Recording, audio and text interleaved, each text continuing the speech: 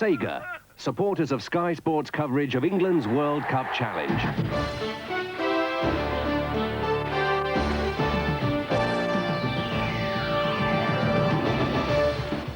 We were in Oslo for England's most crucial game since the World Cup semi-finals.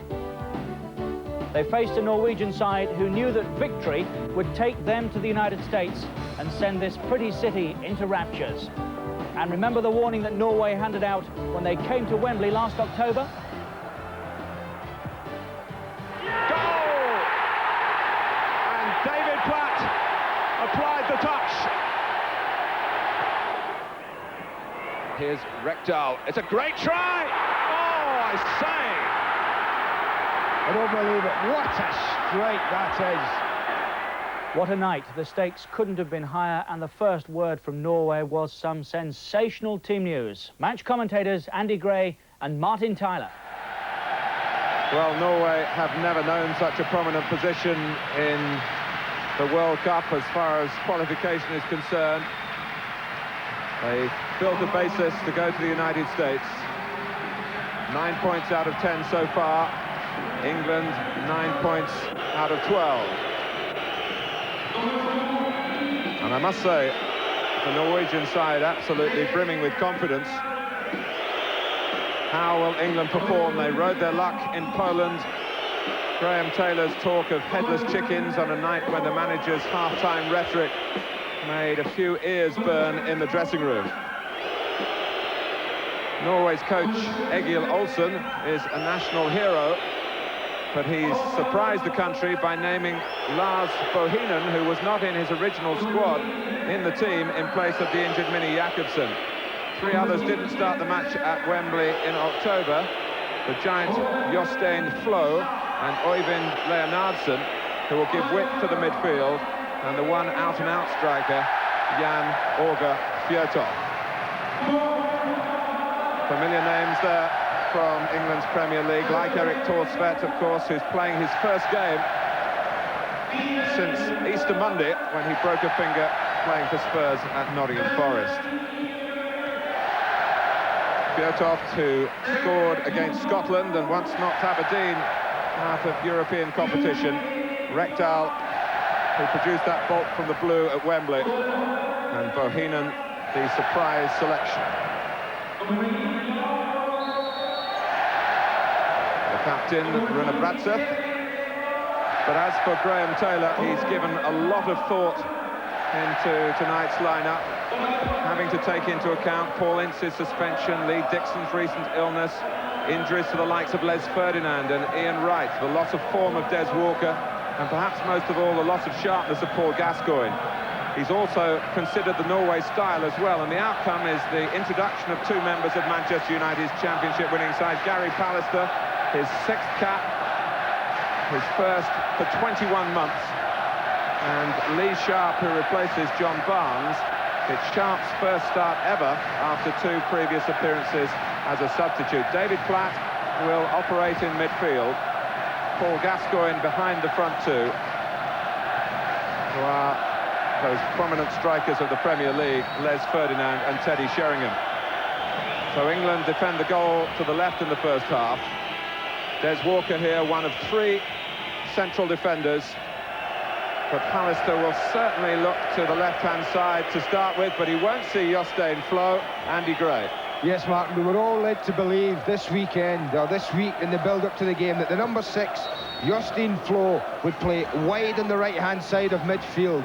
They were indicating all week that they were going to be looking for the left-back area, and Stig Bjorneby to be firing diagonal balls on top of Tony Dorigo, who they thought were playing. They've started the game off totally different. Flo is up front with Fjørtoft at the moment, and they have a 4-man midfield area, and the number 8 you see there, Leonardsen, is the one occupying the right-hand side.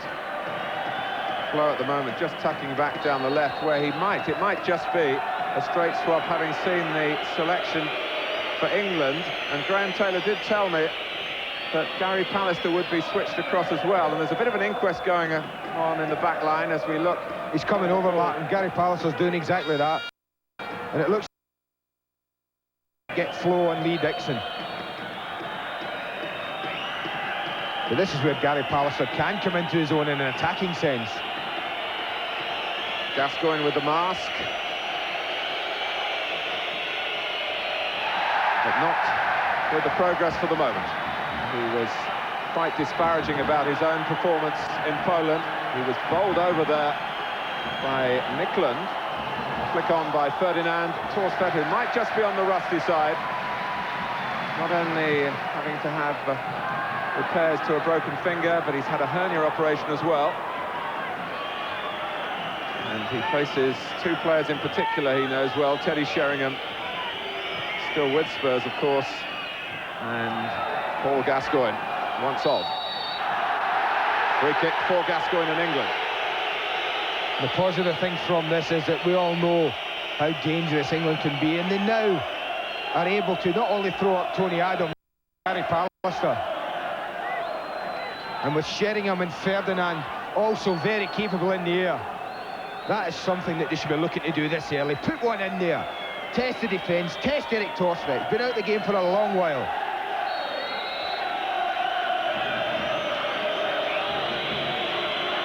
Sharp leaves it. Oh, and Gascoigne going for a gap there because Torsfeld was anticipating a cross, and Gascoigne cheekily almost caught out Eric Torsfeld. I tell you what, man, had he hit that a bit more powerfully and not choked it a bit, I think it would have embarrassed Eric Torsfeld. But the England formation, there's a lot about it I like, you know. I like the choice of the two front men. Teddy Sheringham there and Les Ferdinand, both are very capable of holding the ball up, and I think away from home in an international, that's important. I like David Platt back in the midfield area. Adams with the header away. Here's Palmer. And again. Bohinen, who hasn't played for Norway for a year, since Scotland were here. And Scotland, incidentally, the last team to stop Norway scoring just over a year ago. Dixon holding off Flo. And showing no signs of the illness that kept him out in Katowice. Ferdinand. That's good work by him. And, my word, it just veered away from Gascoigne at the far post. Oh, I'd love to have seen the position swapped there, Sheringham and Gascoigne. I think a more instinctive person in that area at the back post would have gone in on top of that cross, but very positive from Les Ferdinand.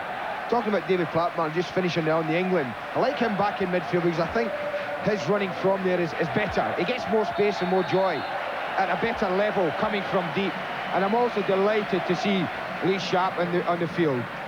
I think he's brimming full of confidence on the back of that Premier League Championship win. He's one of the best crossers of the ball in the Premier League, and people like Les Ferdinand and Teddy Sheringham would be delighted that he's playing.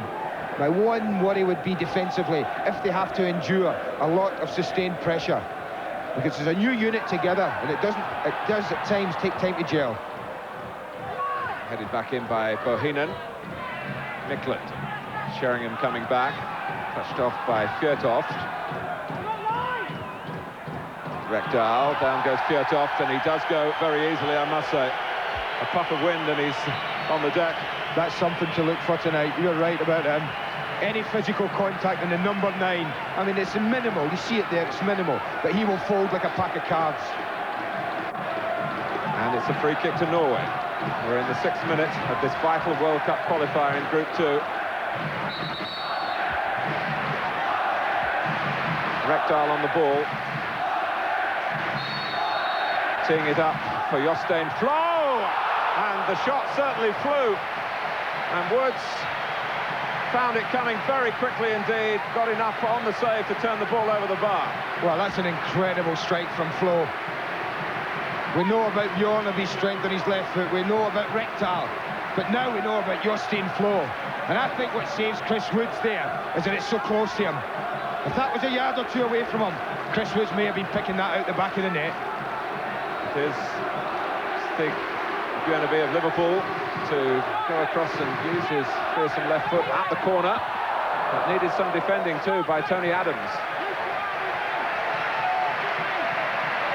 This is an area where England have got to defend. We talked about how well drilled they are at offensive free kicks themselves, but when you look at the height of this Norwegian side, they've got about 5 or 6 six-footers, all capable of causing a problem.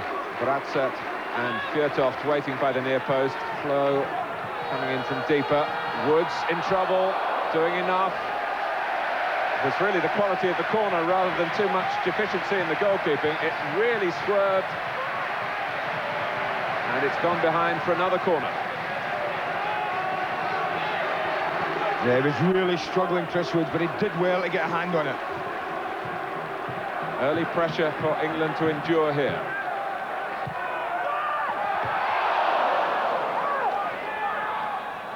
Bjørneby. Bohinen, who'd taken the corner. England's throw.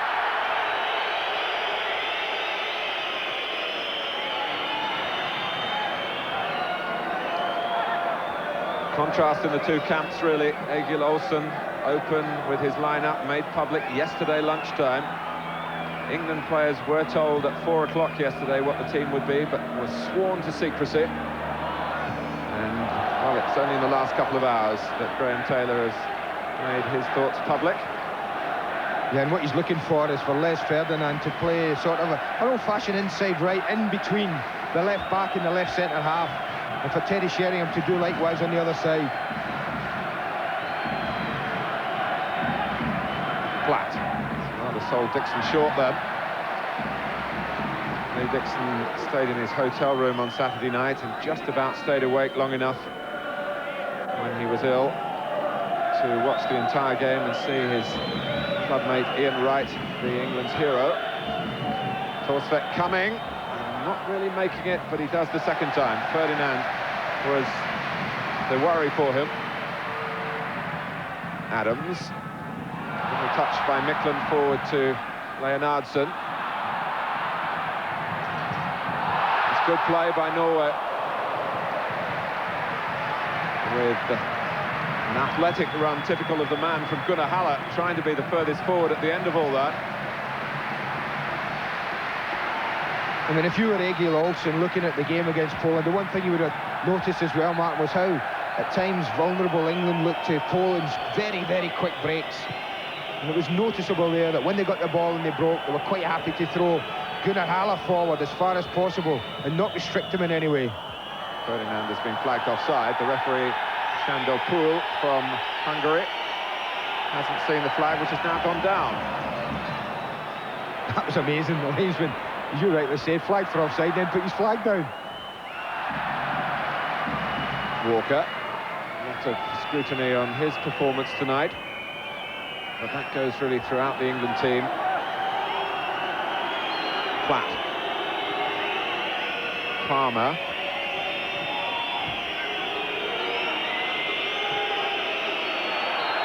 And offside this time against Platt. There was, for a moment there, Les Ferdinand down on his haunches, and one hopes no reoccurrence of the back problem that has dogged him for a good while now. And I'm sure Jerry Francis, our studio guest, will confirm that Les is a player who likes to be absolutely 100% sure of his own conditioning. Flow flicking on. That's the worry, how he gets involved coming in from wide positions, angling headers down. And that really is why Gary Pallister is playing for England tonight. To be fair though, Martin, it doesn't really matter how big you are at all against someone like Jostein Flo. If he gets a run on you and the ball is in an area that favours him, there's not even a lot that someone of the size of Gary Pallister can do. Flo's an interesting character. He plays in the second division here in Norway, plays as a striker, used in the international setup now, just from wider and deeper positions. It really has a job for the side. Fjørtoft, the front man tonight. This is Bohinen. And still, Fjørtoft should keep it in. Support from Flo, if required. Not required, because Jan Åge Fjørtoft has forced the corner for Norway. Good skill. Excellent skill from Fjørtoft.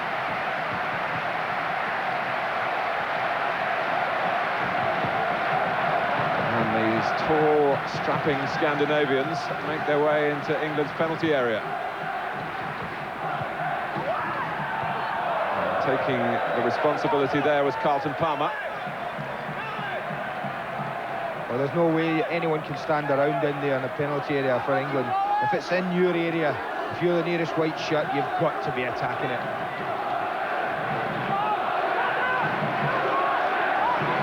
England really dragged into their own goal area with bodies, and then 3 against 3 at the back post. And that was more for the crowd than a real scare for Chris Woods, who's been concentrating more on the save he made after his missed kick in Poland early in the second half, that could have been so costly. He certainly made up for his error.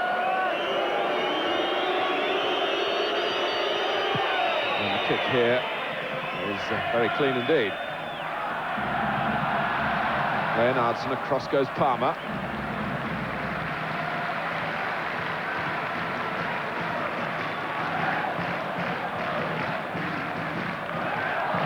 Off. Down he goes again. And the referee and the linesman, who were both very close, weren't impressed that time. Fjørtoft has been playing in Austria with Rapid Vienna, where it's a trait he's picked up in that particular league. But as I said earlier, the England players have been warned to watch any contact with him, especially in the penalty area. He earned a penalty in the last match here against Turkey. The burn is the right word.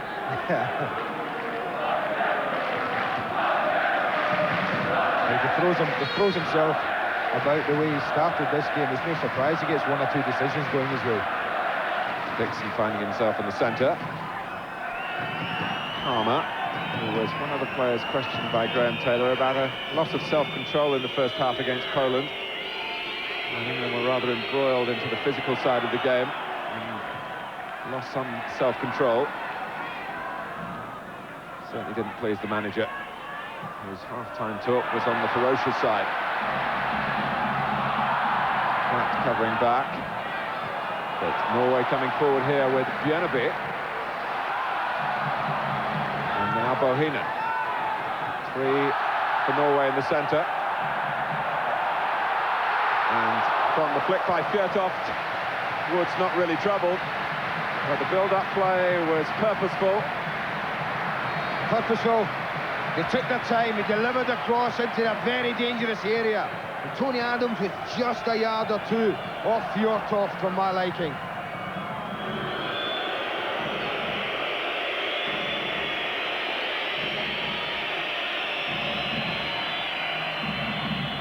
Sheringham. Ratset with a header. Sheringham gets it back for England. And Walker having to go to the left with Sharp further forward. Ferdinand chasing but running out of room, and it's a goal kick. And quite a hefty fall there. But England, they are the 2 strikers. 2 caps for Ferdinand before tonight, 1 for Sheringham. But plenty of Premier League goals under their belts. For a very inexperienced international duo for such an important game. But you're right, the pedigree at club level cannot be questioned. There we are with 15 minutes gone. Chris Woods has had a difficult save to make from a free kick by Jostein Flo. But it's England's free kick here.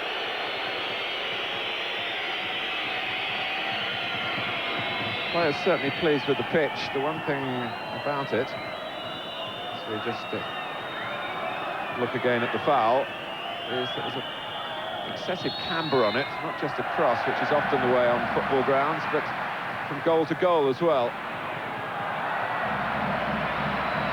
A very tight, atmospheric stadium, steep sides, wonderful view, wonderful atmosphere.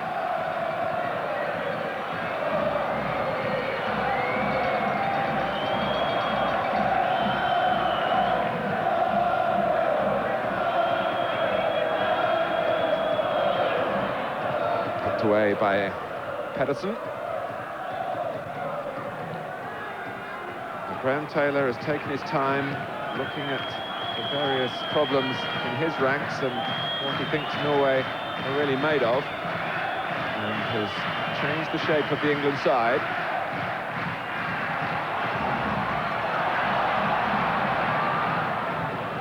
Alistair, one to benefit from those decisions. Platt. Gascoigne wanting the ball to feet. Like to see them do that a little bit more. Now we're into approaching 20 minutes, Martin. Let's try just keep it a little bit. Take the sting away from the Norwegians. Don't be in such a hurry to get it forward. Or if you are getting it forward, give a ball up to Ferdinand and Sheringham that they can deal with. That was Walker slipping Micklund.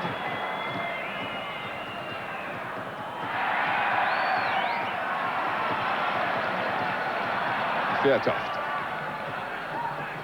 Taken back to his own half by Adams. A bit of finger wagging from the Arsenal captain. Well, Graham Taylor has really exerted his influence on the shape of this side, and he'll be obviously very, very keen for it to work out, but coaches everywhere will be waiting to see whether the change in battle plan strengthens England. The manager's certainly very pleased to have Ferdinand's firepower. It really ran Holland ragged at times at Wembley in April. Gascoigne closed down quickly. Well, had he been able to deliver a cross, they had a 2-against-1 situation at the back post against Bjorneby. Sheringham and Platt were 2-1 against him. Breakdown in communication there between Pallister and Dixon. Egil Olsen, Drillo they call him here, which refers to his playing days as a winger. He was renowned for his dribbling skills. Erik Thorstvedt, incidentally, has a new contract in his possession for Tottenham for next season and beyond, but is refusing to sign it until the outcome of the problems at White Hart Lane. I'd like to see him try and get Lee Sharp on the ball a little bit more. 20 minutes gone and he's really been starved of the ball. Gascoigne well forward again. Woods' long ball flick on from Sheringham. What can Ferdinand do here? Not quite the sight of goal as he spun. But that's the combination he would be looking for, Graham Taylor, for anything delivered long. Would be Sheringham climbing and Ferdinand using that blistering pace he has to get in behind.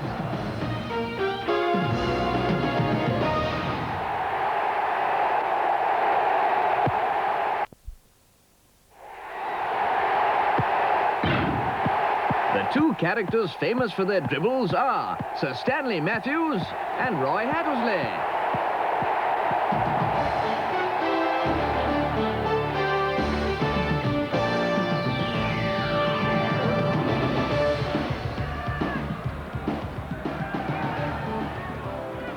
It's awkward for Woods. Ball bouncing up from Palmer's back pass. Chris Woods kept calm, just about.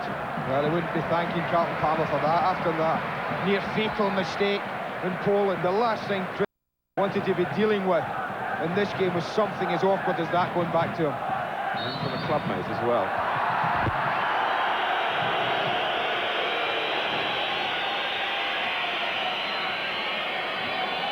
Tony Adams, who has an appointment in hospital once this two-game trip is over. The England party returning tonight. Adams needing that hernia operation.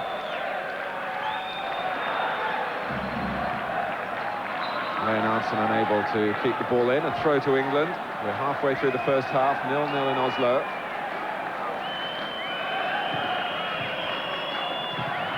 Clearance by Pedersen. England with their three defenders all back. That's a Norway giveaway. defenders moving up as Walker wastes it. That's a giveaway. What he should have been doing, Des Walker, there, just nicking it down the line. At least give the striker something to run onto. That one far too straight towards Erik Thorstvedt and really didn't trouble the Norwegian defenders. It's a push by Walker on Leonardson. Free kick to Norway.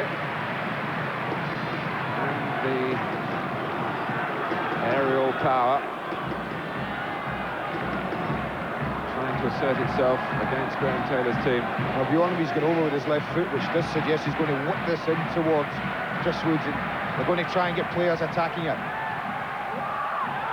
It didn't quite reach Flo, and Carlton Palmer saw to that. Good defending, Carlton Palmer. They had men in the right places, England defending there. Over it comes, you see it again. Palmer's in that area, no messing about, get rid of it.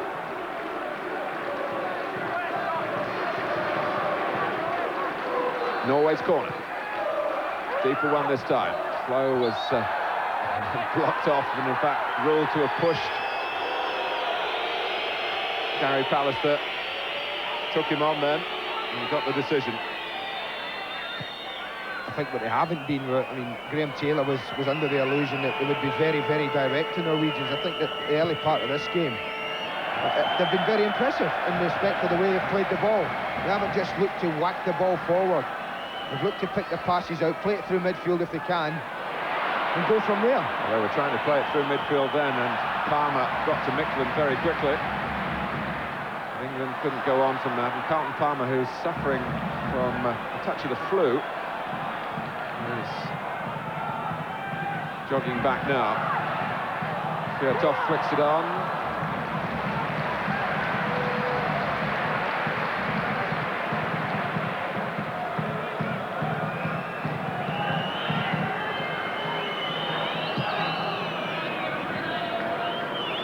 Bjørneby hasn't played for Liverpool since March because of a groin problem. Lucky there that Ferdinand couldn't quite react. Worried about getting offside, I think Les was there. He was just on his way back and caught on his heels. Well, won by Pallister. So, point in question there, really, as they look to build from the heading ability of Jostein Flo. Well, that's an important area, that second ball. If they do that at times when they are doing look for Flo and Fjørtoft in the air, then it's very important that in these scrapping balls that Carlton Palmer, Lee Dixon and David Clark in particular are winning their share of what we would call the second ball. Hoisted in by Haller. Dixon getting to it. Put it on by Palmer. Gascoigne again unable to keep things going for England. But really England without a left back, having to use Des Walker on that left side. Lee Sharp staying ahead of him.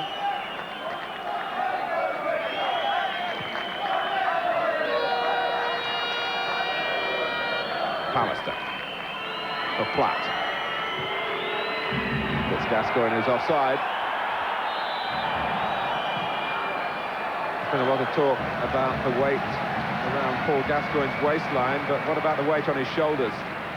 He, more than any other individual, was responsible for England's good start in the group.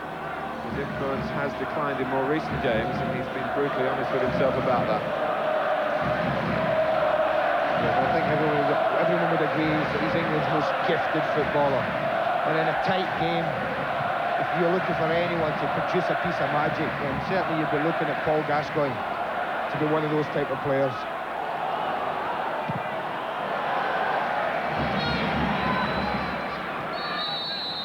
Foul by Flo on Adams, quickly taken free kick by Palmer. Ferdinand flagged offside again. Unlucky. He's unlucky that time. Just got to bend his run a little bit and be a little bit more patient, because he's got enough.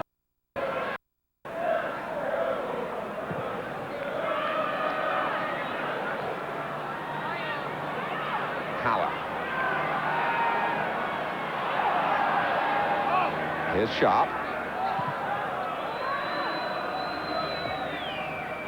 Pedersen underneath that one. England players have been based in a hotel up in the hills overlooking Oslo, concentrating on the game, going no further than the training ground. Some of the Norway side went to a Bruce Springsteen concert yesterday. Show how relaxed they are about it.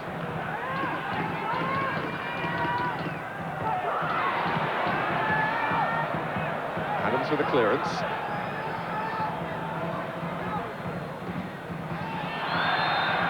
foot raised by Sharp, the arm raised by the referee, indirect free kick.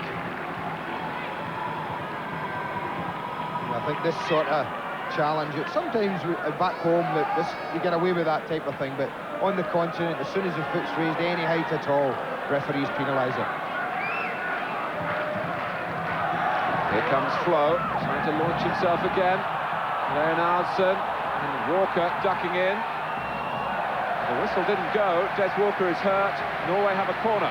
And I think the referee's signalling exactly what you said. The England players were looking around for the decision, but if we watch this again, the referee says Des Walker ducks into it. And I think that is why he didn't give the decision in England's favour. But you see the blood there, streaming from a cut on his head, and he looks quite shaken. That looks a nasty one. Well, Walker off the pitch, and the referee indicating that the corner should be taken. He's quite entitled to do that, of course. Howard's come up into the middle as well. Fjotov dummied. England was solid there by the near post, and David Platt got it away. Well, Lee Dixon's got to play right back now. Lee Sharp left back just to give themselves a little bit of breathing space until they sort out Des Walker.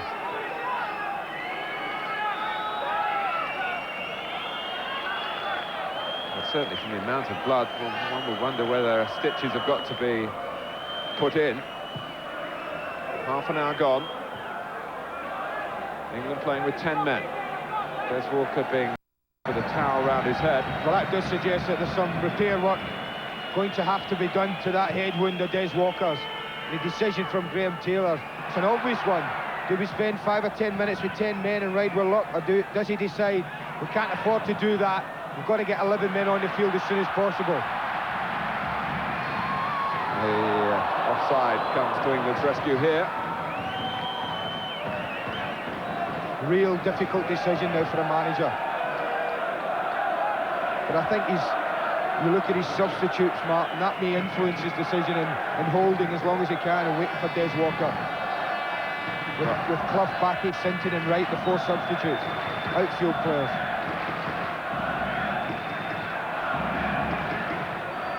And Ian Wright, incidentally, in case you're wondering why he wasn't put in from the start after scoring in Poland. He hasn't been able to train much since then. He's still feeling that damaged ankle that curtailed his time on the Wembley pitch in the 2 FA Cup finals. But he is available for a short, sharp burst if required. Well, what England in actual fact have done, Mark, is just brought Carlton Palmer back in. And he's now filling the place of Des Walker in the back three. Certainly no stranger to that area of the pitch. Midland. Without. Palace to the shot by Flo, though. And not for the first time in this game showing he's not just a player who's good in the air. Yeah, not quite. He doesn't look quite as comfortable on his left side as he did on his right. But it's noticeable now. I don't know whether tactically that they've done it deliberately, but Flo has now been put out to the right-hand side, and they've brought the number 8. That's Leonardson over to the left, and that's the formation we were led to believe would start the game. As we've said before, Egil Olsen is a very meticulous student of the English game, a regular visitor working for Norwegian television on England matches in the winter. Well, Haller had a chance there to tee up Rekdal, the player who scored explosively at Wembley. That was a let-off. Dixon defending. Flo trying to be too clever. And here's Platt.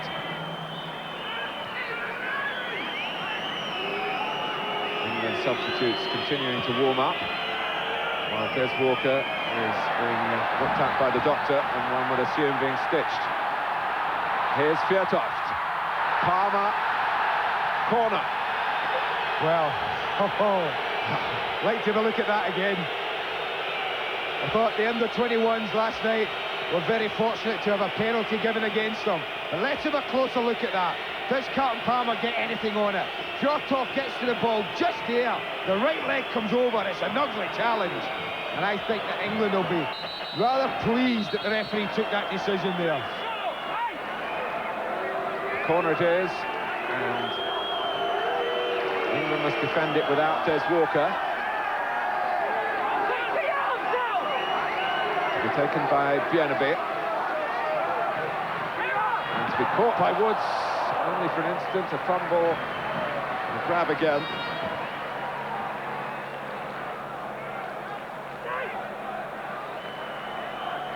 Well, Palmer just pressed back into the centre of defence, and having to make that difficult tackle. And it may be that he just scratched the ball with his studs.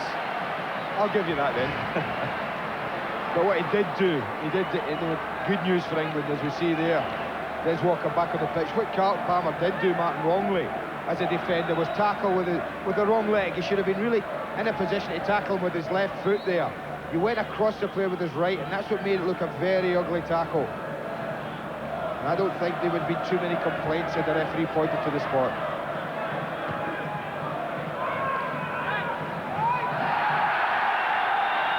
As Pallister and Blow in close proximity again. Palmer went down, and Norway have a free kick. Again, they're up. They're definitely up at the moment, the Norwegians. They're riding high in confidence, and that's showing in their play. Well, there have been some almost arrogant statements in the local papers here from Norwegian players saying they're definitely going to win this match tonight and put England in their place.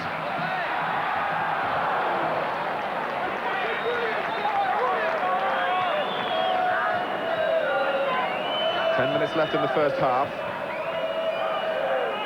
And it's Norway 0, England 0.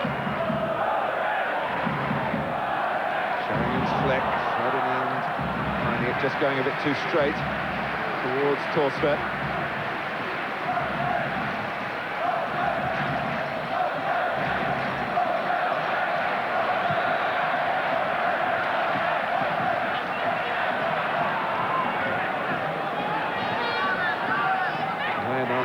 On the left in the role that would have been fulfilled by Minnie Jakobsen, who's been such an important player for Norway.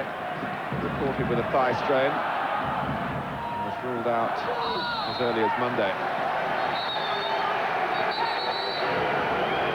Three from Hungary. Shandor Pool just going across there to sort this out. A little aftermath. Yeah, I think Les Ferdinand quite rightly had a word with the lines when he felt he was just being pushed out of things in the corner. But he'll be anxious, the England manager. Although his team have defended fairly well, they have rode their luck a little bit at times. And at the other end of the pitch, they really, apart from one little flash from Les Ferdinand, they really haven't troubled Erik Torsvedt at all. And that's the next stage for them. If they can keep it clean sheet for long enough, the next stage then is to go and try and cause some problems in the Norwegian half. Sharp, not quite there, but Palmer made that happen. With good work back in midfield now.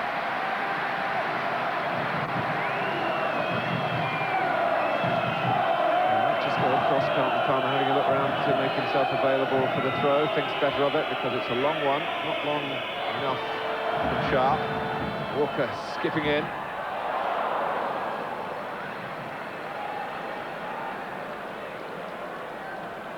Great Torsvedt playing for Norway for the 76th time tonight, and they were desperate to get him right for this game. The next station's almost when the news came here from Nottingham on that Easter Monday that he'd got a bad injury. And that so concerned that he would miss the Turkey game, which Norway duly won here by 3-1. Sharp. It's a ball he's been encouraged to play from left to right.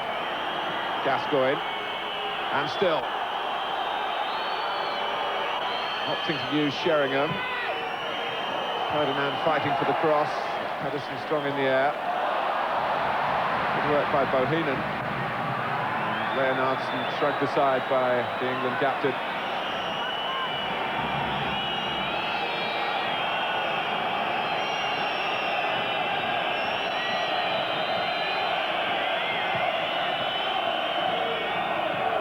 Ferdinand.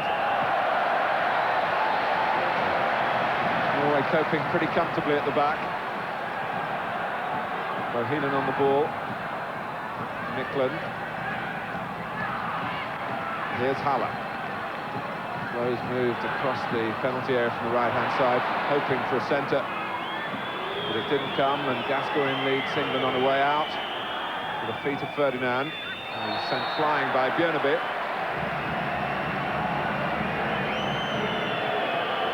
Now, this is one of the easier decisions that the referees had to make tonight.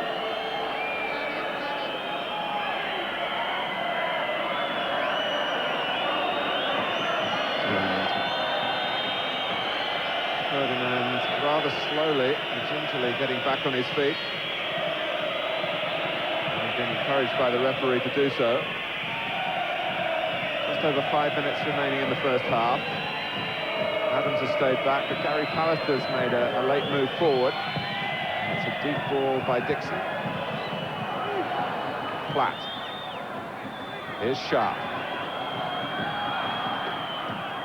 Now Palmer.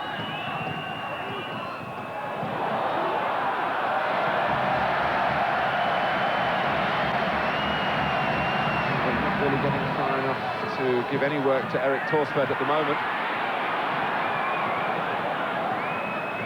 Sheringham. Bow pulling to the left. Left arm is hitting the pass, and apparently done again by Dixon. He's made a very quick recovery. He really was poorly on Saturday and Sunday. Had an adverse reaction to some antibiotics taken for a damaged toe.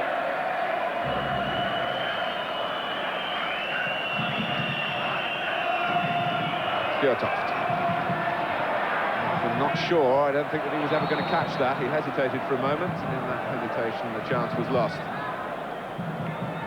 Micklund, who currently is doing national service here in Norway.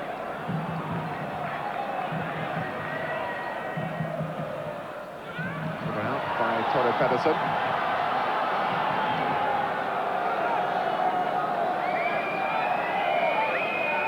Palmer. Sharp get across in here. He does. One for Ferdinand to try and reach, but pushing spotted maybe by Ferdinand, also maybe by Sheringham, who is trying to gain ground. That's what I'd like to see more of, if we can get Lee Sharp into those positions. And I think Ferdinand and particularly Sheringham will be much happier receiving balls from that kind of area.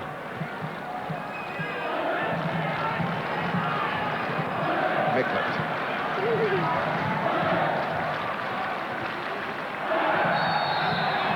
Well, you're right. You were right about that guy, Martin Fjørtoft. Any time he's touched, he just goes down. He's in here, Leonardson, and they've scored. Leonardson. 3 minutes left in the first half. The free kick was given, but it was taken quickly. That was the crucial thing. Fjørtoft was thinking quickly, and the cross was bundled in by Leonardson. Delight for Norway. You're right, he doesn't hit it right. Probably if he had hit it crisply, then Chris Woods would save it. He committed himself to the dive. It skips off Leonardson's foot and agonisingly over Chris Woods' head. But you were right, Fjørtoft earned the foul, but it was from there, Mark. It was so bright when he got up and ran in behind Des Walker, I think it was, to deliver that cross.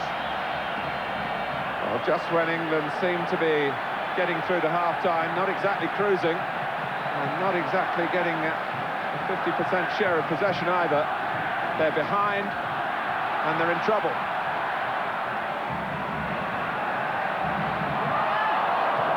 Out by Pallister.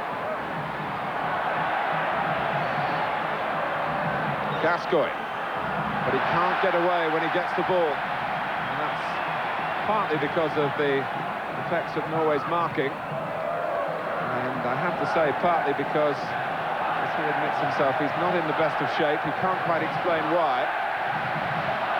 And you've heard what Graham Taylor says.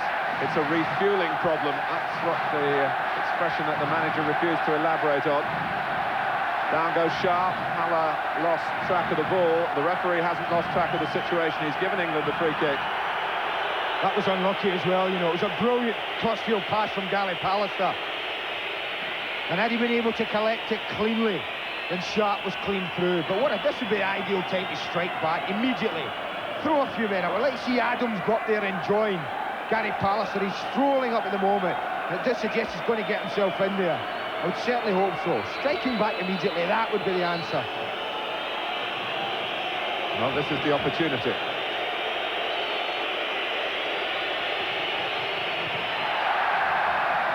But it was Haller who headed it away. England's ball.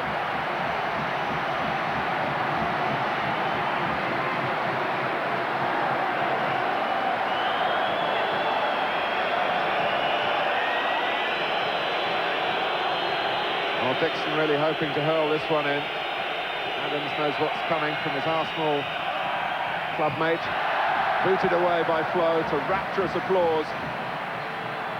The target for Norway now to get to half-time, preserving the one-goal lead that they have and late in the first half.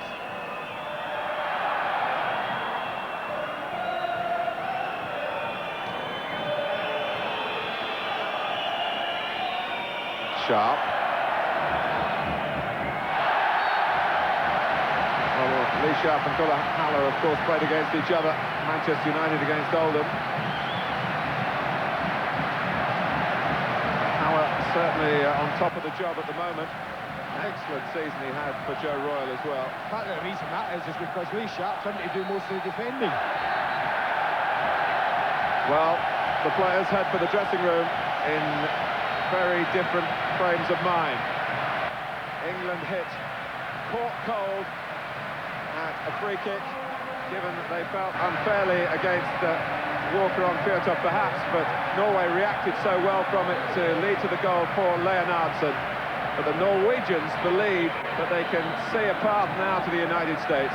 England have got 45 minutes to sort it out. At half-time in the Ullevål Stadium in Oslo, it's Norway 1, England 0.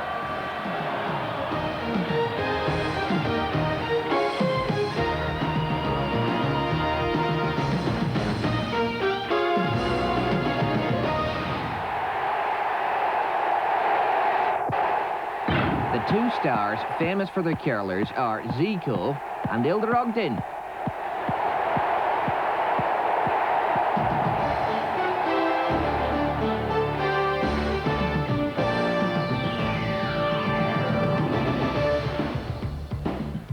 Welcome back. The match facts.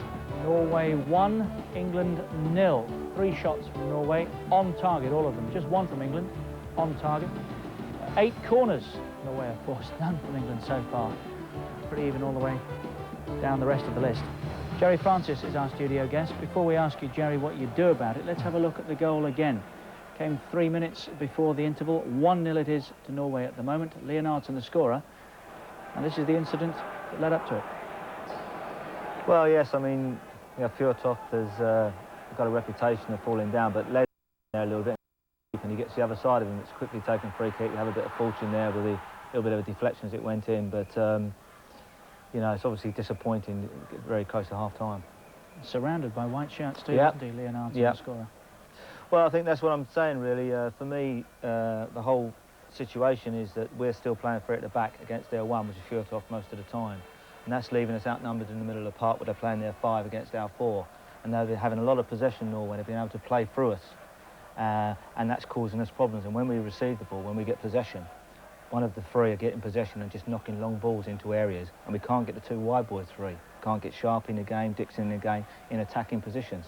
Therefore, none of the crosses that we talked about can come in. So what would you do? Change it now? Well, if he doesn't change it, I mean, personally, I would change it and have the 2 fullbacks pushed in, because they're only playing 1 up, so I'd leave my 2 centre-halves, whoever they would be, with the 1. I'd push my 2 fullbacks in, thereby releasing Sharp and the other boy on the other side, whoever that is, forward, to get a situation now where we've got to be positive now. We need a goal at some stage. Obviously not to go stupid, we've got 45 minutes. But if they're not going to change, if they're going to play the same, then somebody like Adams has got to come out with the ball and has got to release players, Sharp or Dixon. He's got to come out and commit Norwegian players, because they're happy to sit there. And if we don't do that, then obviously, like in the first half, we're going to create very, very few chances. They play a very tight offside trap, which I think Les and Teddy Sheringham have really lulled themselves into a few times without bending their runs. But to be fair, the balls into them haven't been good. And we've had 4 good set pieces, I think, where we've wasted every one of them. We've got people like Pallister, like Adams, like Ferdinand, like Sheringham, like Palmer that have got height, and we've wasted all of those 4 set pieces at the moment. Should the Norwegians have had a penalty as well? Well, yeah, I'm obviously biased, but I would have been disappointed here if, from attacking point of view anyway, if perhaps it hadn't been given. You can't quite see from this angle whether he gets a touch, but it doesn't look like that to me. And I would say we're a bit fortunate to get away with that. Not the best of angles, but pictures from Norwegian television. We'll take another break, back in a moment or so with the whole of the second half live here on Sky Sports. England trail in this crucial match by a 1-0. Don't go away.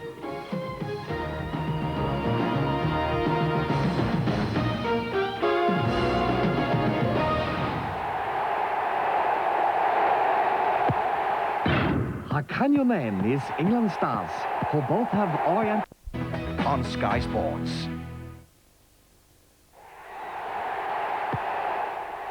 For the England stars who both have Oriental connections are Gary Lineker and Yang Lee Sharp.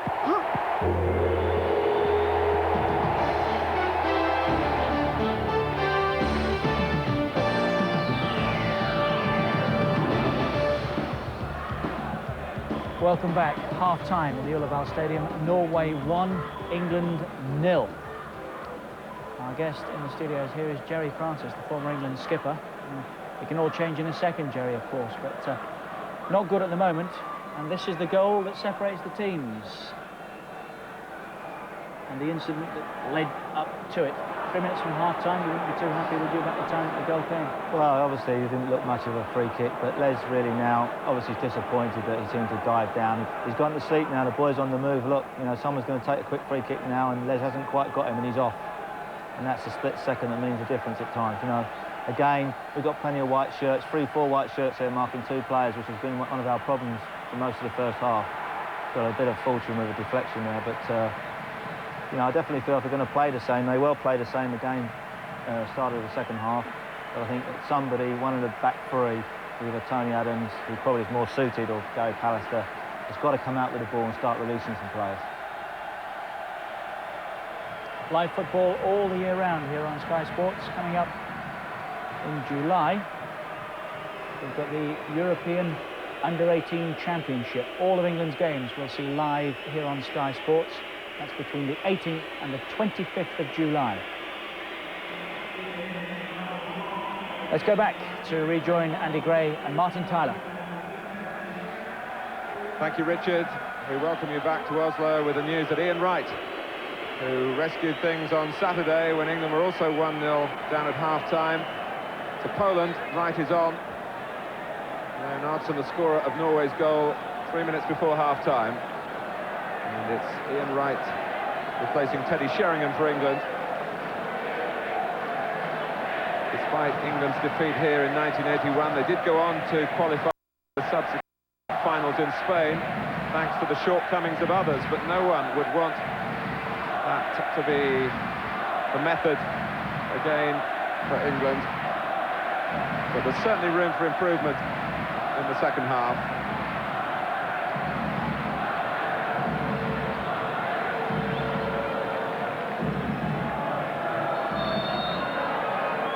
Norway dummying the kickoff.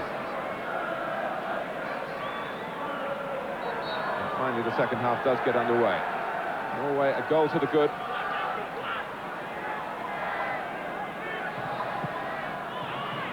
Talking to their manager Egil Olsen half an hour or so before the kickoff, he felt that the match might finish as a draw. Let's hope for England's sake that he's right, and there is a road to recovery here in the second half.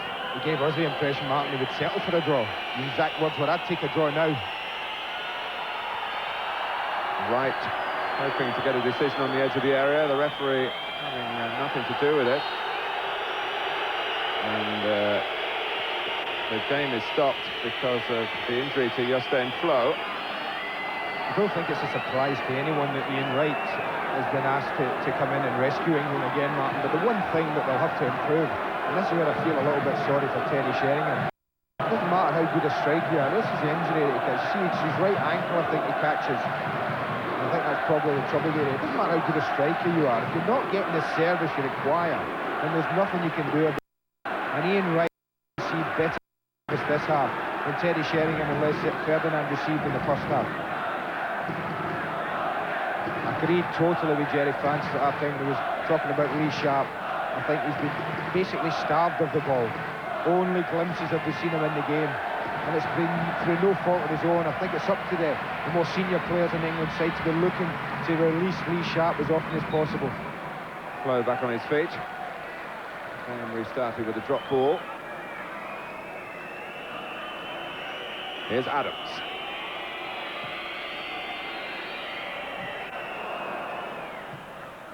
England go to America, of course, later this week. But will they be going to America next year? That's the burning question. And then also for the man in your picture.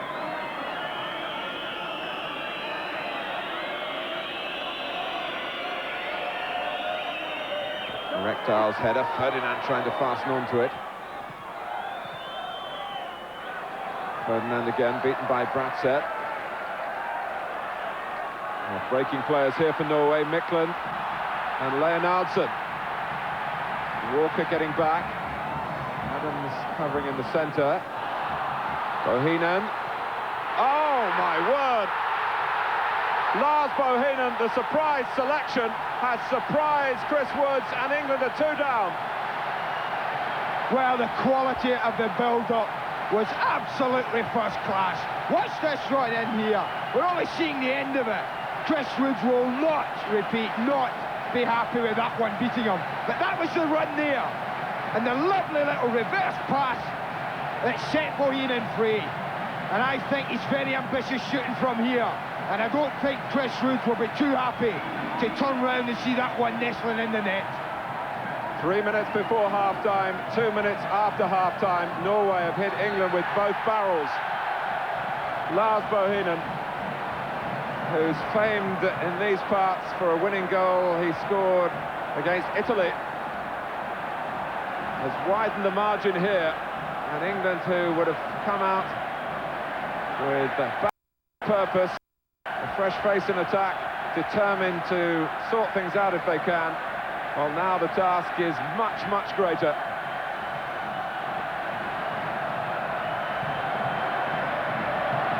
Palmer.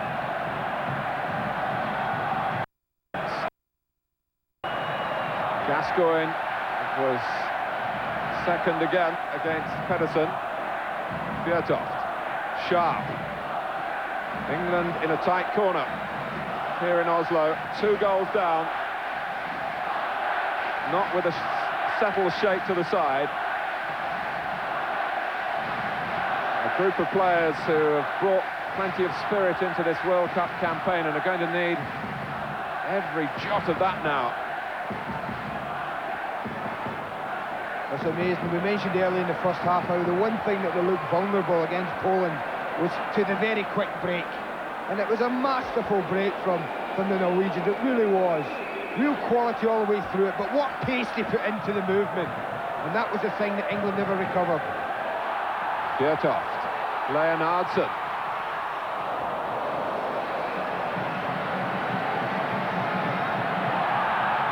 Walker in a tangle. And sadly, we seem to be saying that more often these days. Now Sharp.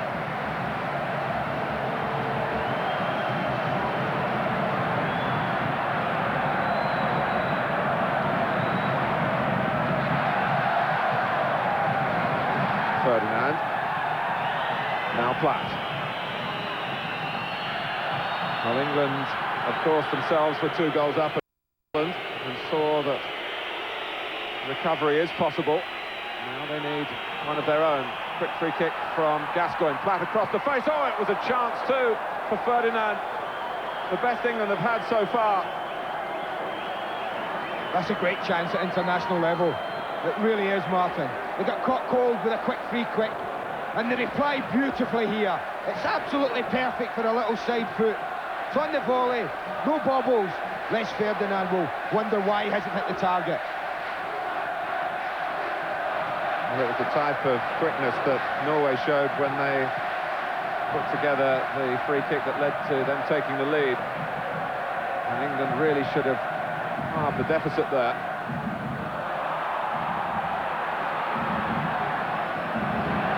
In quickly, who was grateful that Adams made an angle for him. That's the problem with back passes for goalkeepers when they're overhit. That was a factor in the incident with Des Walker to Chris Woods in Poland.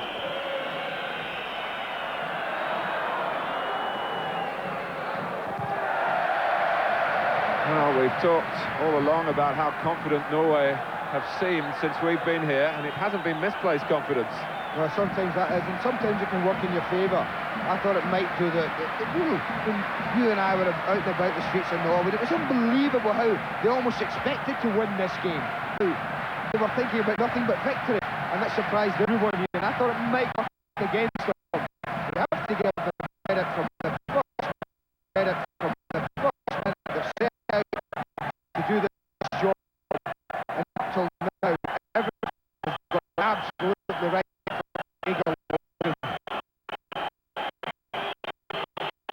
That's good.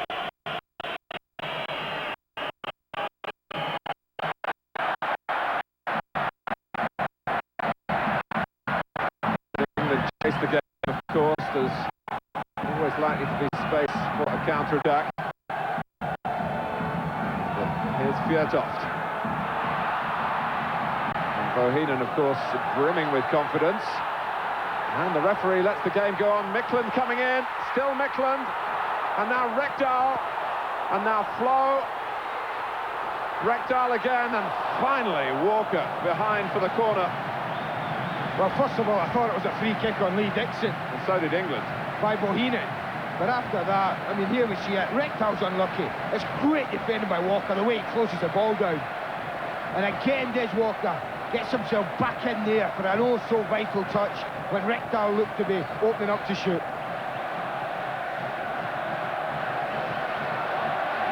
It's a corner. Flo waits in the centre. Bradseth has come up. Haller is there as well.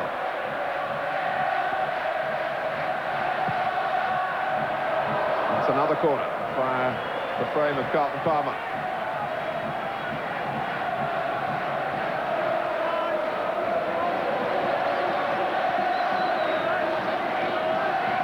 Well, this is without doubt the biggest test that I can remember England having for many, many a year.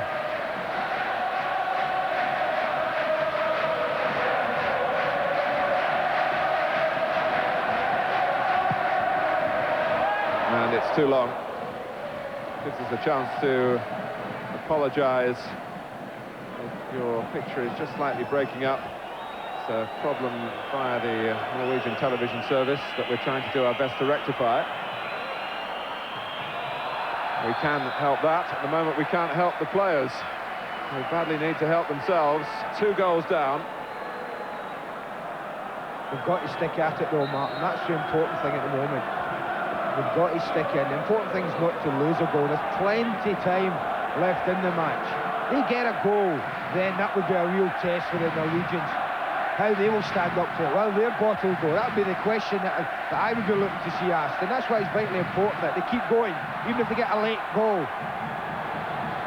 Mikland for Fjørtoft. For the side that continue to look more likely to score are the ones wearing red on their shirts. Yeah, the movement's troubled England basically all night when they've got in the last third. And Fjørtoft again opting for the near post. And perhaps more danger would have been created pulling it across the goal. England already have got the game going again, as they have to do. Right.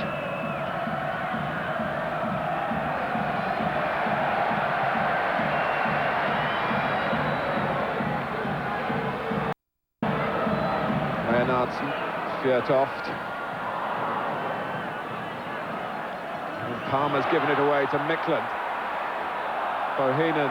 Rekdal, 2 to the right. Rekdal skips Palmer. No one to his left, so a link up here with Fjørtoft. And England really getting a chasing at the moment. Micklin going in. Pallister with great height advantage. Had it been deeper there, Flo was waiting.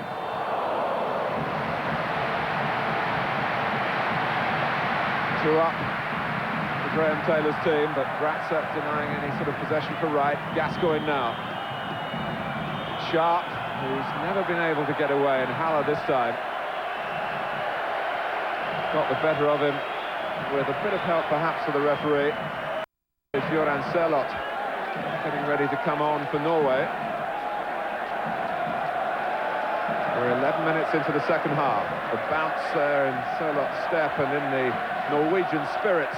They're 2 goals to the good. I can only think he's coming on for the big boy, Flo, Martin, because I can't see any reason why, if you were the Norwegian manager, you'd be looking to make a change. And Flo's ankle injury may just be troubling him somewhat. Pallister getting there quickly, and certainly Flo isn't moving too quickly, but it's Bjertoft who goes off and is pretty reluctant to leave, and look at that. Why? He looks written all over his face. The player whose contract is up in Austria, he wants to play in England, he says. I'm amazed at that, because he has received what England front two haven't received all through the game, is better service, but what he's done, he's used it very intelligently for me. He's held the ball up, he's given his midfield players time to get up with them there, and I'm really surprised at that decision to change the system. It's working so well for him at the moment. But Egil Olsen has a golden touch here in Norway. He's, as I said at the start, a national hero now. They believe in everything that he does. And certainly Sørloth has been one of his favoured sons in his selection since he took on the job. Micklin. Second header for England was from Adams. Here's Rekdal. Sørloth, who scored so spectacularly to win the game against Holland that really gave Norway in this qualifying group. Bjørneby coming forward. Ferdinand getting back with him. The way they're playing though, Lee Dixon should be seeing that run, Martin, and saying to Les Ferdinand, hold on Les, I've got him coming. You stay there and be a threat at the other end when I win the ball.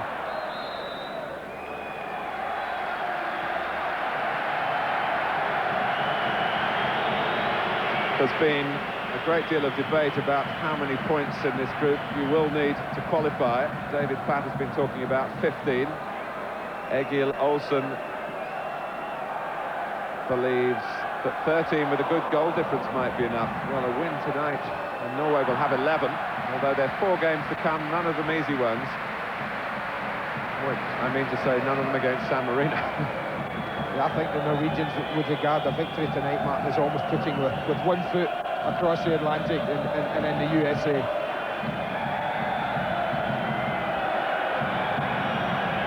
And what it would mean from England's point of view, at the very least they'll have to get something in Holland in October, and that's given a home win against Poland in September, and of course a win in San Marino in the last England game in the group. I mean, they're absolutely swarming around Paul Gascoigne. He's playing in that little position in between the back 4 and the midfield 5 basically that they've got, Norway, and every time he gets the ball they swarm round him. Well, look for Flo, that's the ball that they rehearsed so publicly on Monday morning, and have had Graham Taylor thinking about tinkering with his tactics, which of course he has done for the game. Haller now has hurt Sharp and incurred the anger of the referee. Whether it's going to be a booking, he played the ball. I actually thought in that case it was a one tackle that was pretty fair to me. He has gotten away with 1 or 2 dubious ones. Not only is it a free kick, he's been booked by it as well. I think he's a bit unfortunate there. And by my reckoning, that's the second time he's been booked against England. Had a yellow card at Wembley as well, and will miss the match next Wednesday in Holland. Ferdinand can Wright get there? And little tangle with Torsvedt that the crowd didn't like, but this blonde Viking character Well, any touch from Ian right here, and it's a goal. Look how close he is. Because Eric had come in, but it was brave goalkeeping and good goalkeeping, because with the boot of Ian Wright flying at his face level, Eric Tosser kept his eye firmly on the ball.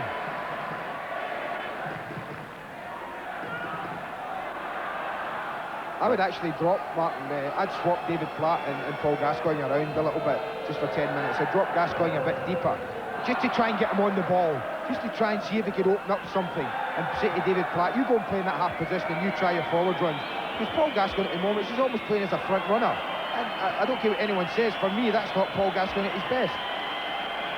My vision of Gascoigne at his best is when he picks it up, he runs at people, he commits people, he creates a pass.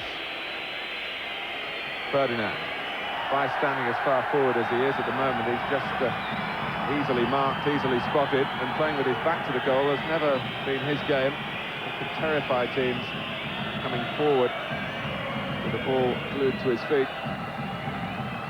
Right, able to quite glue the ball to his foot there, but it breaks for Palmer. England in desperate need of a goal here, and the lift it would bring. 17 minutes into the second half. England hit either side of half-time by Leonardsen and Bohinen for Norway.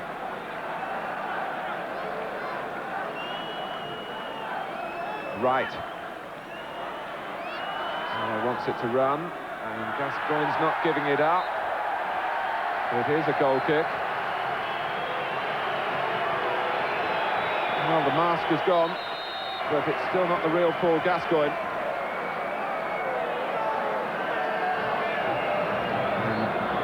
England are taking off Des Walker and bringing on Nigel Clough.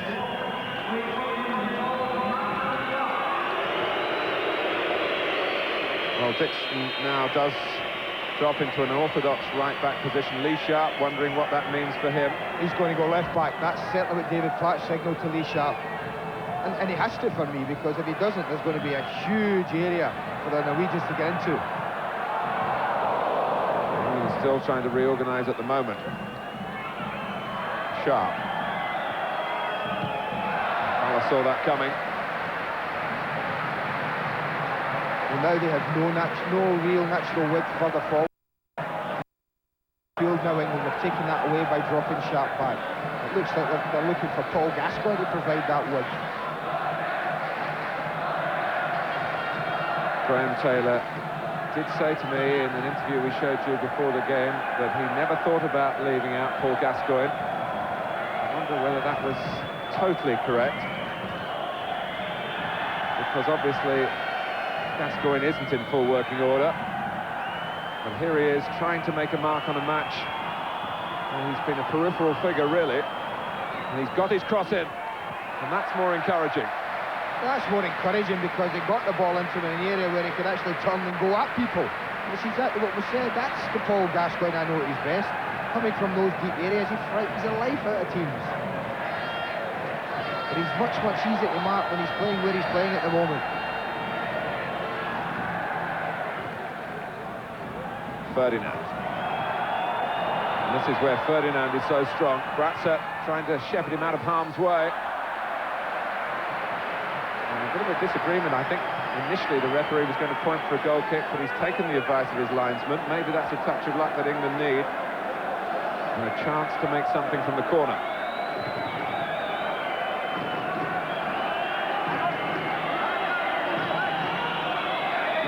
And they've got 2-on-1 here at the short corner. Sharp, header out by Flo. Palmer loops it back in, and David Platt has read it well. And the player who's served England so successfully as a goal scorer couldn't oblige that time as it dropped. No flag. Another opportunity.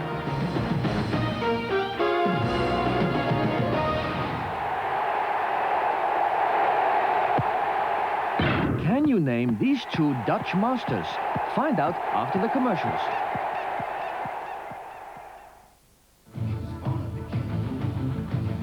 Hey, this is Bret the Hitman Hart of the World Wrestling Federation. Don't miss all the excitement of the WWF King of the Ring tournament Monday, June 14th at 7 p.m. only on Sky Sports.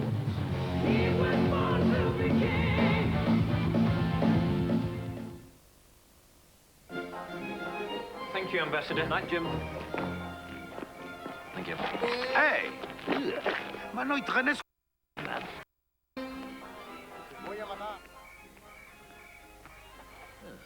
Get him to move, sir. I'll do it, boss.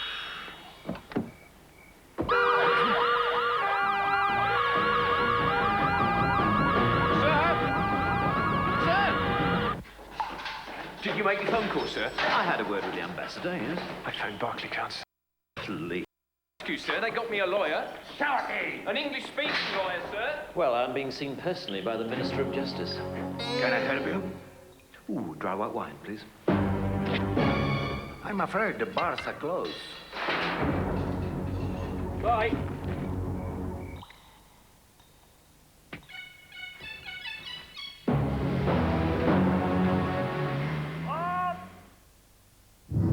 Once upon a time, the diesel car was an unfortunate beast. Slow, noisy, smelly, and smoky. But the diesel has changed, and so has our diesel fuel.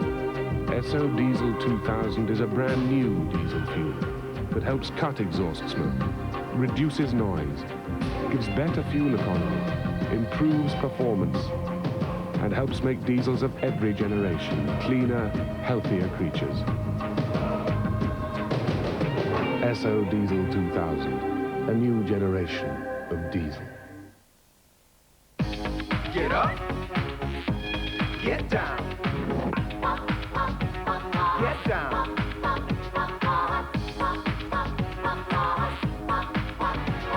Strawberry, apple, chocolate flavors. Everybody's talking about Pop-Tarts. Talk about.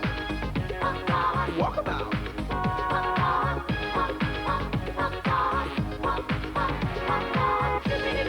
They're so hot they're cool.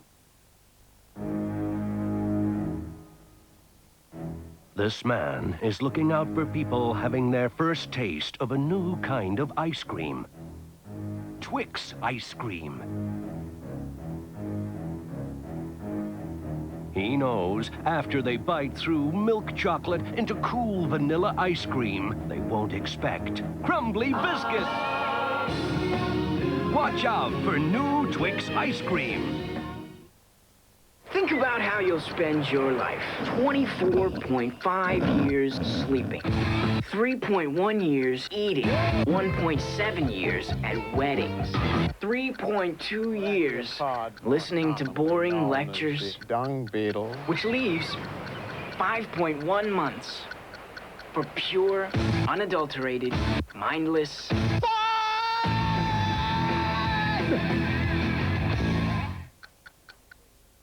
From the boulevards of Paris to the oil fields of Dallas, in the Casbahs of Akrache, everybody's playing Yahtzee. From Berlin to Beijing, they're rolling and they're shaking. In the air and on the high seas, everybody's playing Yahtzee, the most popular dice game in the world. Thank you so much.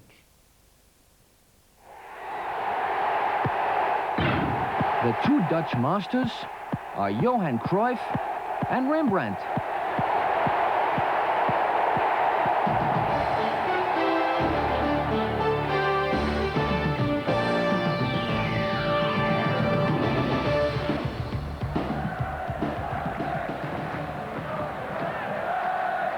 Well, when we were in Sweden last summer for the European Championship, which was, of course, won by Denmark, Sweden finished as losing semi-finalists, and the talk then was that the best team in Scandinavia weren't either of those, it was Norway.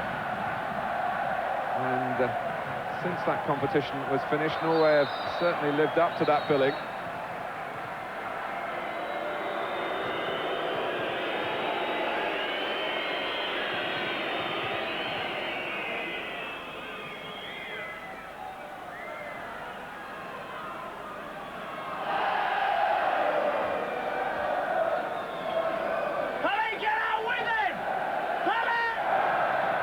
Ferdinand. Now Gascoigne. It's a far cry from his dominating performance against Norway at Wembley.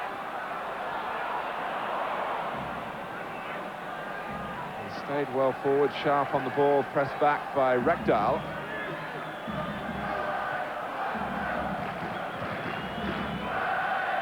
Adams. Flick on from Ferdinand, more height than he wanted. Sørloth. Both Heenan, he has been an inspired selection by Egil Olsen. Not in the original party of 16 named for this match, but then Minnie Jakobsen ruled out. He was the extra one to make up the 16, so they thought not to make up the team.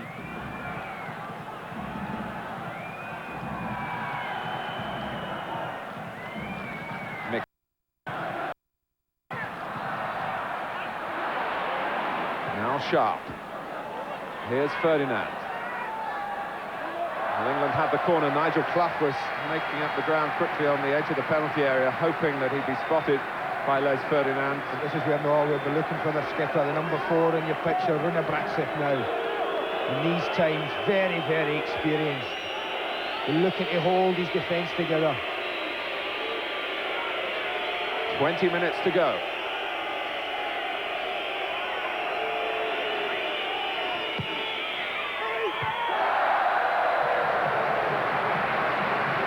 Sharp having to chase back. Norway have really pushed out. Glanced on by Adams. Flag is up. Done that quite well. Norway, they've gambled a little bit at times in pushing out, and they're 2-0 up, but they've definitely caught the English strikers trying to get back in too early. And every little stoppage eats up valuable seconds.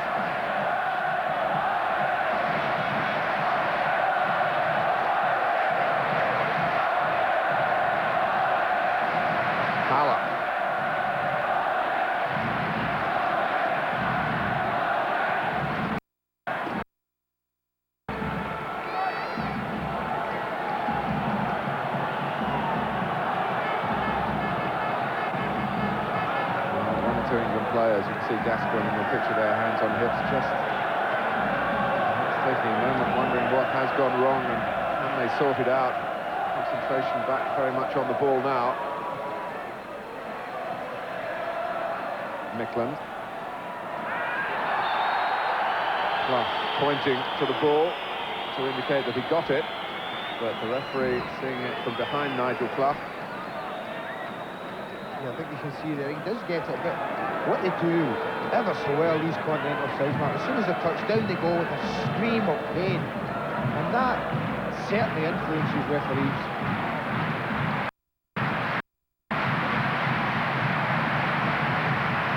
Slow.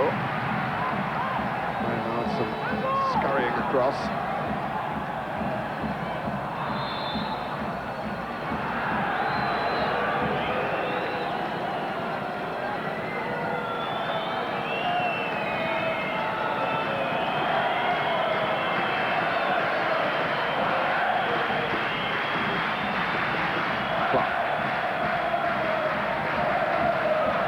Sharp. Well, can Clough pull a string or two here with his passing ability for England? Palmer's got forward, just cut off by Pedersen. Ferdinand couldn't quite find the ball as it dropped cleanly enough.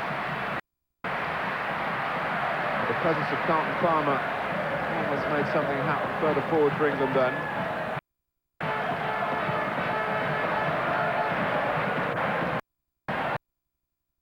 Sørloth. He's got one to take on, that's Adams. He doesn't even do that, he goes for goal, and Woods stops Norway's lead being extended to 3. Leonardson.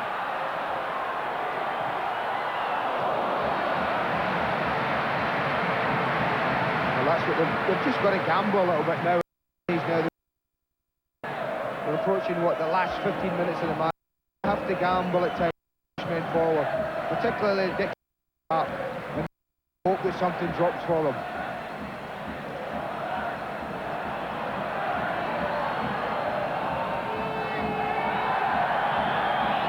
Pallister, and Sørloth complaining to the linesman, being told to get on with the game.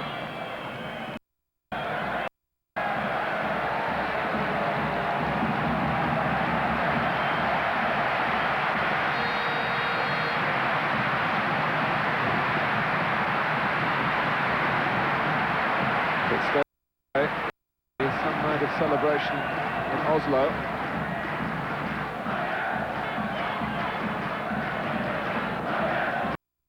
Adams.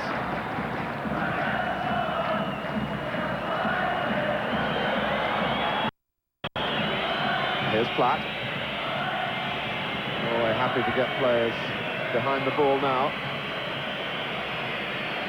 What can Adams see? Well, he spotted Ferdinand.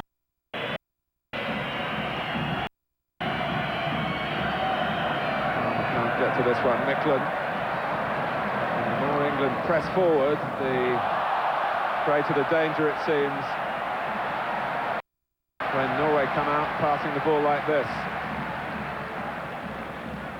But they're short of numbers, advanced positions in the centre. But they do have the throw. And there are 15 minutes left for England to get 2 goals. Otherwise, it will be their first defeat in the qualifying group. And Norway will have claimed another major scalp. Well, if they're going to do it, Mark, they're going to have to do something in the last 15 minutes that they really, in all honesty, haven't threatened to do in the previous 75. But we know how quickly football can change, and that's the one thing that's got to keep these England players going.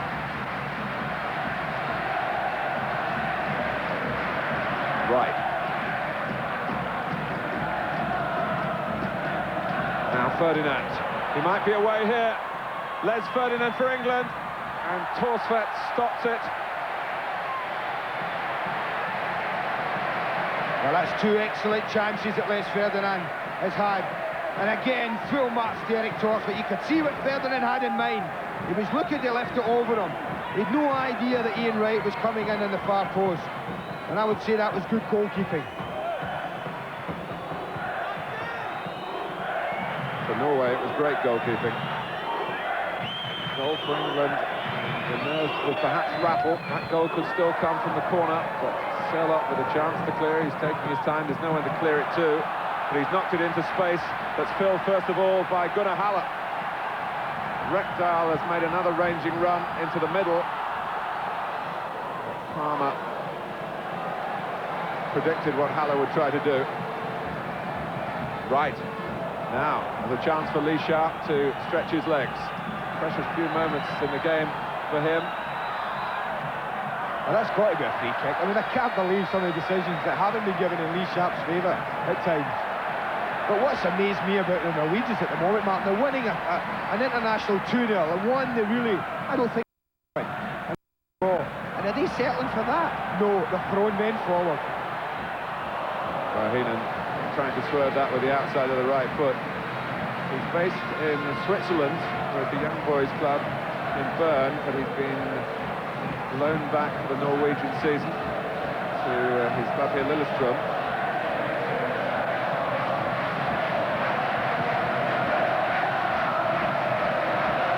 Ferdinand, right, needs help from behind, gets it from Clough, who couldn't find Gascoigne.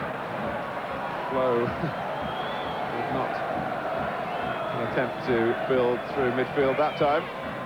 And he got a bit of stick for it as well. Rekdal was not happy.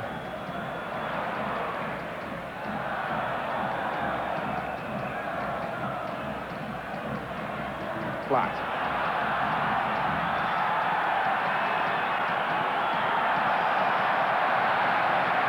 Look at this from Selot. That's bordering on arrogance. And England are left floundering again. Micklin. It's lovely football. Selot. Bohinen. What a goal that would have been in the context of a World Cup tie. And Chris Woods used his hands then. And the referee, despite the Norwegian protest, let the game go on. Incredible decision, wasn't it? No doubt that Lee Dixon was just not instinctively knocking it back to Chris Woods under pressure. Well, no wonder they're up and dancing.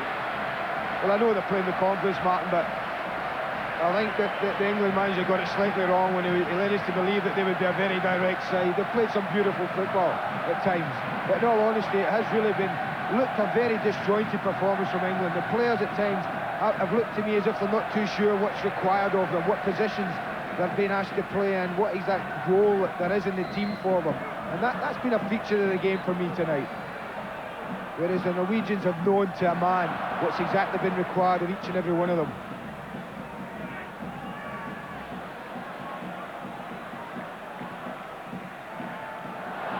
Bohinen.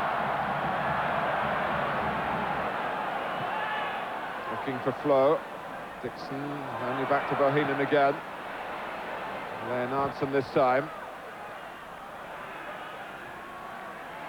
Well, if you believe in the old expression, may the best team win, you won't be disappointed with the result here. The best team are certainly winning. Well, if England get a result in this game, Martin, they really will be getting out of jail.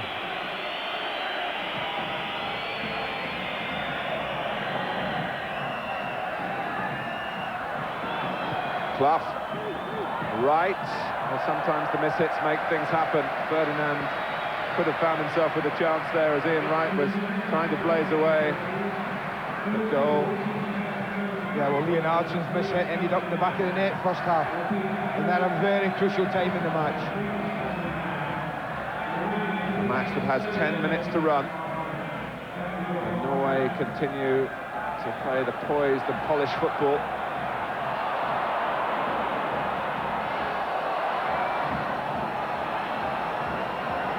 Adams, who's normally full of clenched fists waving to encourage others, trying to concentrate on his own game. He's darting across now to try and take the throw quickly as the seconds pass. And they're going to take off Rune Bratseth or Roger Nielsen. Bratseth, who's had a lot of football recently.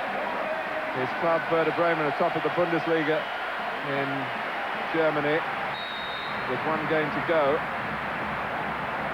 And a real duel with Bayern Munich for the title in Germany. And of course he's got to play, if fit, against Holland next Wednesday night. And I think at 32 years of age, it's no surprise really to see him go off. He looked like he was struggling a little bit, particularly in that last run, that last chase with Les Ferdinand, when Les left him for dead. Sörloth, as you can see, has taken on the captain's armband.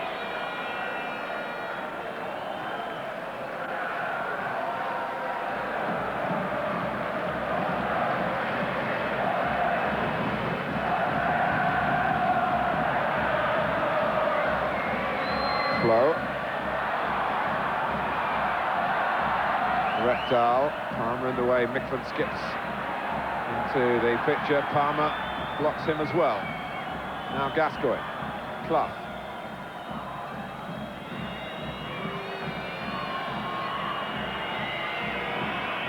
David Platt trying to pick a pass, and Norway are holding their shape and making it difficult for him to do that. And Gascoigne gets a free kick. And there are 7 minutes to go. And it's still 2-0 to Norway. I was just thinking that Tony Adams just stayed back, and I'm thinking to myself, he's got to go up. At last he's decided to go up there and make his presence felt. And he gets his head to the ball as well. Pallister trying to steer it on goalwards, and it's Norway's throw.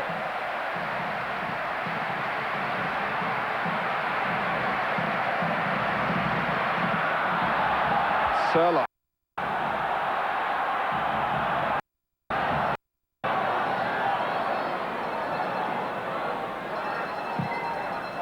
Here's Bohinen.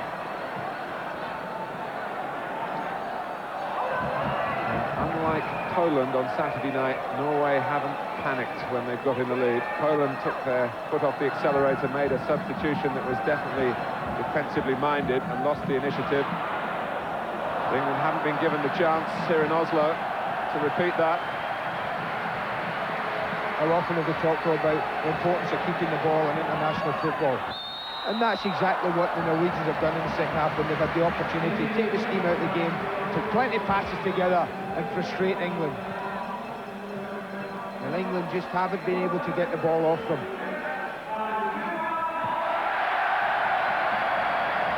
Pedersen, now right. Well, he hit it pretty true. The type of effort that he's put away for Arsenal so spectacularly in the past, just when England needed it, it flew on wide. Yeah, just at the time when, if anything's going to go right for them, that's going to fly in the top corner. Norway, who started with that 10-0 demolition of San Marino, and then beat Holland here 2-1. We shouldn't forget that. And putting the England result into context, but more worrying than the result, I think, has been the performance. And the result's bad enough.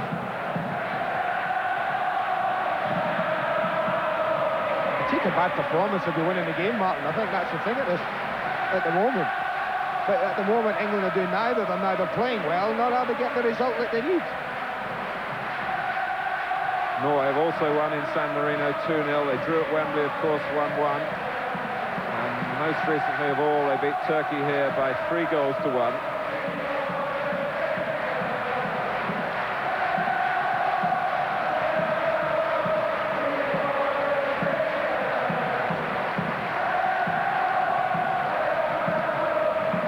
Dixon.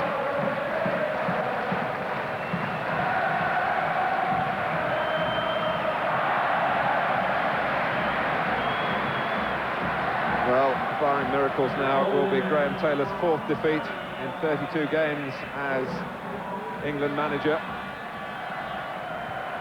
And by far, in this World Cup campaign, the worst night. The first loss, of course, in the group. Similarities, perhaps, with the exit in the European Championships to Sweden. Comparisons will be made there.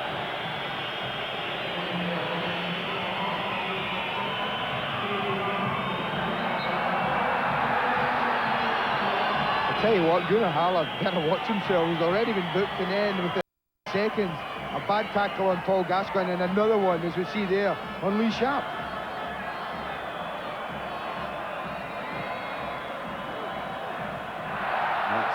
The newly arrived Nielsen, who heads it out. Bohinen first to react. He's got runners either side. There are 4 up here for Norway. Sørloth. And still lines upwards, and in the end it flicked off Palmer, but he sailed through England then, leaving Gascoigne on his backside first of all. But again, look at the vulnerability to the quick break that we see there. That shouldn't be happening really. I know England are throwing men forward in desperation, looking to get something. But they're really being caught far too often in that type of break.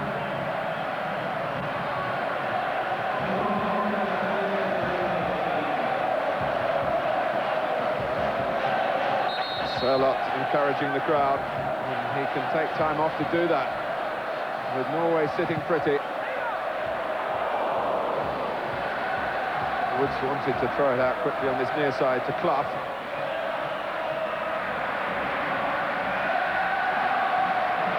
Dixon.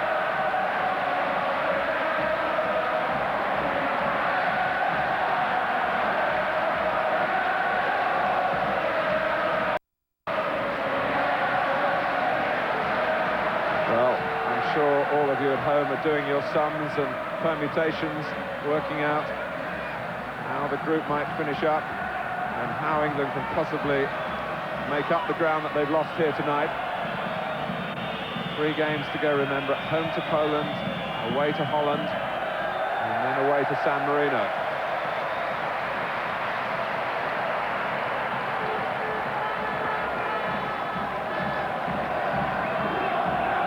Flo. Clough caught him out. And right is offside. And I suppose the basic question, Andy, was the team was changed, the style was changed, and the result is wrong. The reason Certainly gone towards it, Mark.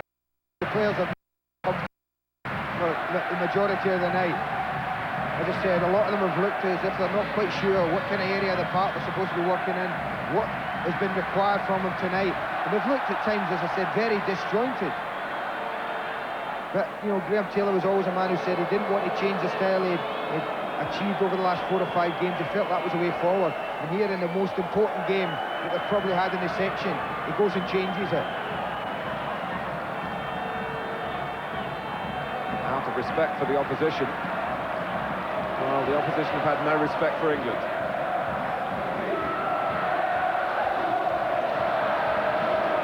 Here's Jostein Flo. Surlock trying to lean in there first. What was that expression from the radio commentary back in 1981? We gave your boys one hell of a beating. Well, in a way, it's a bit more appropriate tonight than it was then. The flag is up. Oh, this has been a much more convincing victory. I don't remember seeing a team dominate an England side as much as the Norwegians have done, with such confidence, Martin, in everything they've done. England will point, I'm sure, to the shortcomings in the way the 2 goals were conceded, caught out at a quick free kick, which led to Fjørtoft crossing for Leonardsen to miss-hit his shot in for the first goal just before half-time. And then Lars Bohinen really taking on Chris Woods from an acute angle for the second goal and winning. So early in the second half, it really rocked England back, and I'm sure they were coming out fighting for the second half, but they just really haven't got into the battle. And supporters here who really have grown to believe in their team have had very few nervous moments for them. Rekdal.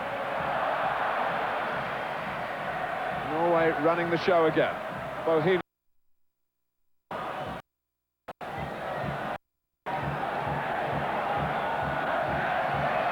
Here's Haller.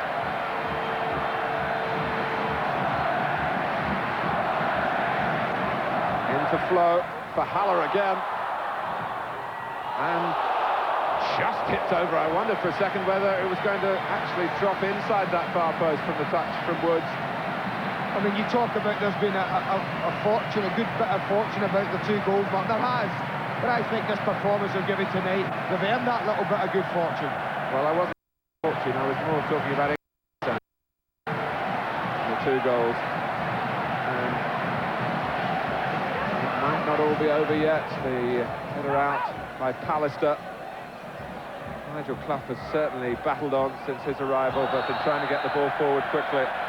Wright chased on and has pulled up lame as well, to add some injury to the insult to England tonight.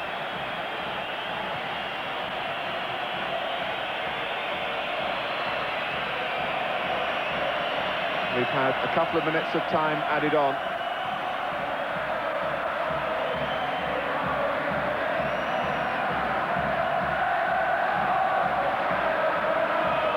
Sharp.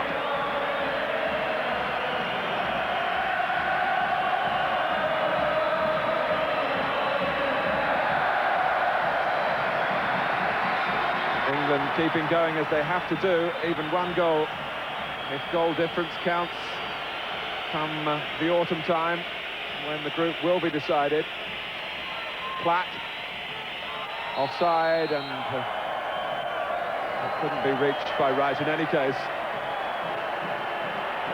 And as far as the match is concerned, it's the last rights now. I mean, I'm looking around and thinking, you know, what positive things will bring in the game.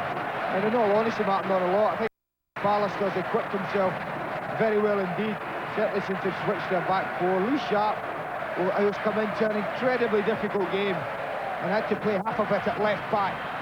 Can be well pleased with his job. Well, England have lost here in Oslo on a night of ecstasy for Norwegian football. Severe doubt chances of Graham Taylor's team to qualify for the finals. The goals either side of half-time by Leonardsen and by Bohinen. Norway now to ensure a spot in the United States, though none of their remaining 4 games are easy. England with just 1 point from this 2-game trip. Graham Taylor now a target for what will be considerable criticism, I'm sure. Obituaries, perhaps, for the team would be premature. But England definitely play in America next week. Next year, well, that's another matter. That's the sad story from the Ullevål Stadium, where it's finished Norway 2, England 0. Thank you, Martin and Andy Gray, and that a major blow to England's chances of qualifying for the World Cup finals. Group 2 looks like this after that match. Norway on top with 11 points from 6 games. England still second, 9 from 7. Holland third, 8 points from 6 games. Then come Poland, still unbeaten as well, like Norway, 8 points from 5 games. The next football here on Sky Sports, the climax to the German league season.